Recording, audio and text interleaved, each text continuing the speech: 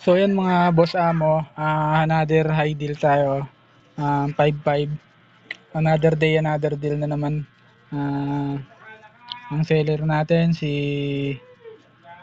Mark Sumbilya yung agent, si Kenneth yung seller, tapos si Boss Raymar yung buyer. Bali, ayan. Siyempre make sure na hindi poser yung kausap, yung midman.